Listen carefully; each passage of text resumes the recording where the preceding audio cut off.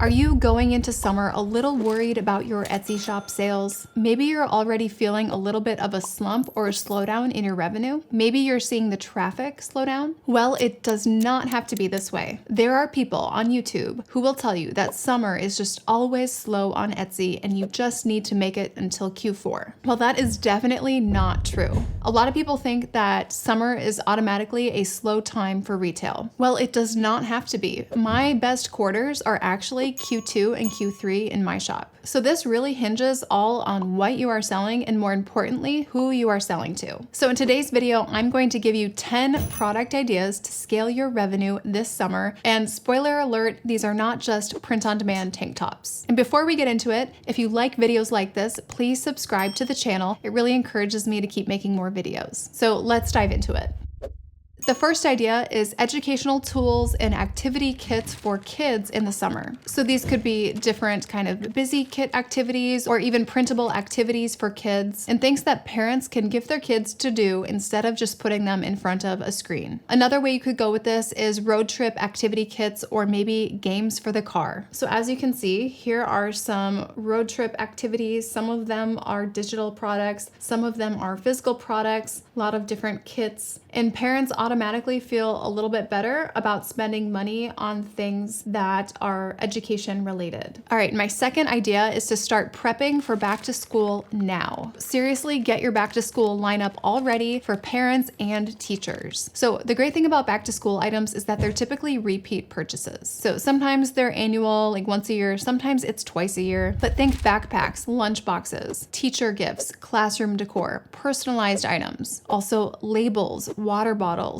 So here you can see some ideas. We have personalized backpacks, pencils, water bottles, stickers, routine charts, obviously print on demand, and even some digital downloads. Personalization is really key here. The next idea for summer is great for print on demand, and I'm thinking bachelorette group shirts and bridal party shirts. Now, this is really key to get in your shops early in the spring. You don't want to wait until July to put this type of thing in your shop. But these group shirts are a great way to drive up your average order value. And don't just think about the bridesmaids, but also think about the groomsmen, maybe the bachelor parties. And outside of just t-shirts, what else could you offer a bridal party? Maybe something like sunglasses, maybe hats, maybe bracelets or different jewelry, maybe even robes, something like that. The next idea along similar lines are family t-shirts for trips or even family reunions. So these are these kind of themed shirts that are personalized for summer get-togethers. So these could be like lake shirts, cruise shirts, camping shirts, shirts with a family tree on them, simply shirts with last names on them, or maybe family team shirts where there's activities and people are splitting up into teams, so maybe different colors or something. Another thing that kind of fits within this is class reunion shirts. That would be another great way to drive up your average order value and get some really high volume on certain listings. All right, the fifth thing to sell in the summer are items for weddings, and this is one of the reasons that my Q2, Q3 is huge. So with this, we're talking decor, gifts for,